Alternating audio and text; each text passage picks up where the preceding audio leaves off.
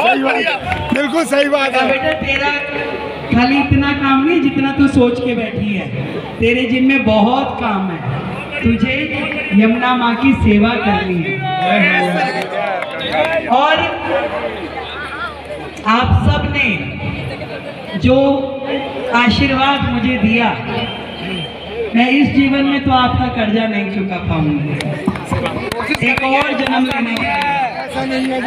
पर हाँ, इस जन्म में आप सबकी आशाओं के अनुरूप काम कर पाऊं, इसकी कोशिश जरूर करूंगी।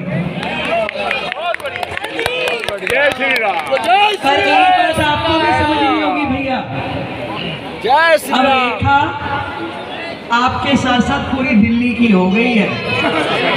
अब तुम सोचो मेरे साथ ही बैठी रहे, यहीं आती रहे।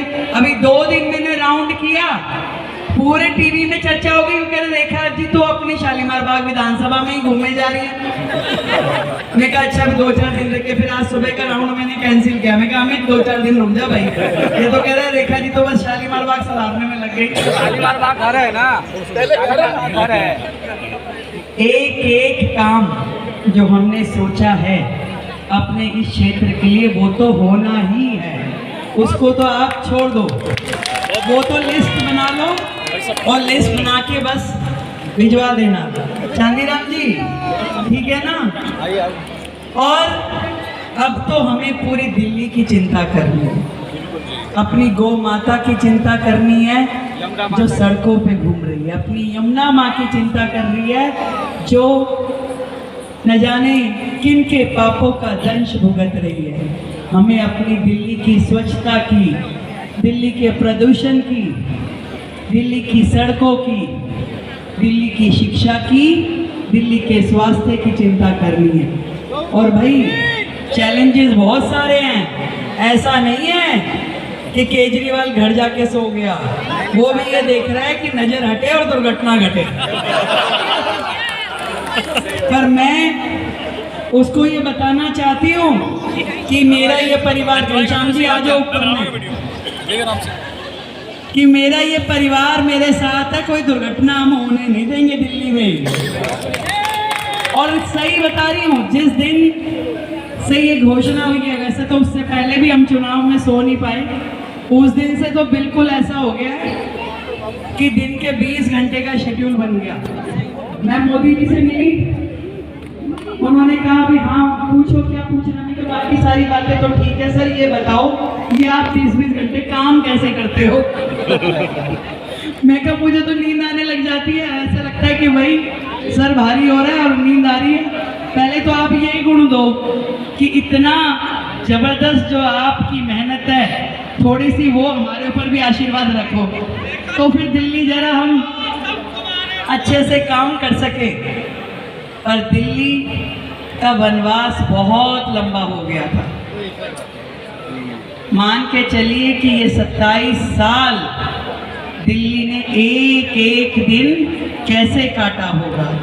अब ये 27 साल का वनवास जो खत्म हुआ है, तो ये काम हम सबके जिम्मे है कि दिल्ली को वो शहर बना दे जिसको पूरी दुनिया देखे, और इसके लिए बहुत मेहनत करनी पड़ेगी भाई। पर परेशान मत हो जाना कि रेखा दीदी से मैं तो 4 दिन से मिला ही नहीं। अब कई लोग पता क्या करते हैं, ये विनोद जैसे काम गया वो दिन में 6-6 फोन करेगा, तो एक फोन मैंने उठा लिया। मैं कहा हाँ विनोद बता क्या काम है। कह रहा दीदी बस यूं ही ट्राई कर रहा था। मैं क्या सोच रहा था कि पता नहीं उठेगा कि नहीं उठेगा। मैं कहा अब तो बिल्कुल नहीं उठेगा, तू इतनी बार मिलाएगा ना नहीं उठेगा। मैं कहा भाई जरूरी काम हो तब मिलाया कर, अब दीदी होगी मुख्यमंत्री। हाँ, तो कुछ कार्यकर्ताओं ने अपनी डीपी लगाई थी, दीदी हमारी विधायक। मैं कहा मुख्यमंत्री लिख लो पर गलत काम मत करना, और गलत काम करके फोन करोगे दीदी कर ले तो फिर करूंगी नहीं। मोदी जी की अच्छा ये काम कर रही हो तुम, पता चले तेरे साथ साथ मैं भी सस्पेंड हो जाऊं।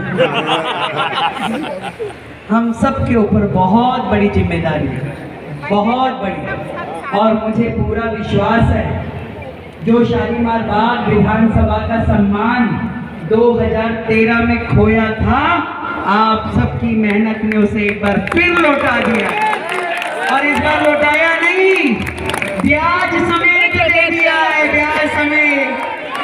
ये मुख्यमंत्री की विधानसभा थी और मुख्यमंत्री की विधानसभा ऐसी हो गई है। और ये भी बता दूं ये हुआ क्यों है, क्योंकि हमारा ये जो क्षेत्र है ये इतनी पुण्य भूमि है, यहाँ पे सैकड़ों भागवत, भजन संध्या, धार्मिक आयोजन लगातार चलते रहते, टूटते नहीं हैं। ये देखो, कभी रामलीला के रूप में, कभी मरगढ़ वाले बाबा के रूप में, कभी खाटू श्याम जी की संध्या। ये इस पुण्य भूमि का प्रताप है कि जितने कार्यक्रमों में हम जाते हैं ना माथा टेकने, प्रभु आशीर्वाद देता रहा। फिर एक दिन इतना कर दिया कि आज गुल्लक फोड़ दी। पूरी दिल्ली की जिम्मेवारी हमारे कंधों पे आ गई। मैंने इसको समझा दिया, भाई निगम पार्षद जी, अब तेरे जिम्मे शिकायत नहीं आनी चाहिए, और तेरी शिकायत आई तो फिर तू देख जरा मजा। मैं धमका दिया इसको पूरी तरह, ठीक है जी। और आ जाए तो बता देना भाई। हाँ, पहले ये ना फोटो नहीं लगाता था,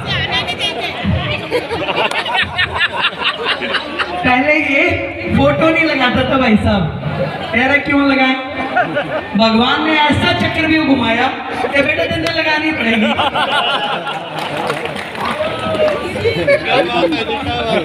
दिल्ली की दीदी मैं तो ये जानती हूं सब ईश्वर के हाथ में है। ये ईश्वर है जो करता है, ये ईश्वर है जो तय करता है कि किसके जिम्मे क्या काम है। और सच में इसको इस तरीके से लीजिए कि आपस में ये संबंध बने रहे कि कभी मुंह के बोल खराब ना हो, कभी मुंह के बोल खराब ना हो, संबंध बने रहे, और जीवन में सब ईश्वर के हाथों में है। ईश्वर ने जो हमारे लिए तय कर रखा है। अब मैंने थोड़ी ना सोचा था कि 2 बार विधानसभा का चुनाव हारूंगी और फिर मुख्यमंत्री बनूंगी, मेयर का चुनाव हारूंगी। कितनी तकलीफ हुई थी उस समय, मुझसे ज्यादा तकलीफ तो आप सबको हुई थी। आंसुओं से रोते हुए मैंने अपने कार्यकर्ताओं को देखा था। और ईश्वर के घर में देर है, अंधेर नहीं है। अब सबसे ज्यादा खुशी हमें ही है। अंधेर नहीं है इस बात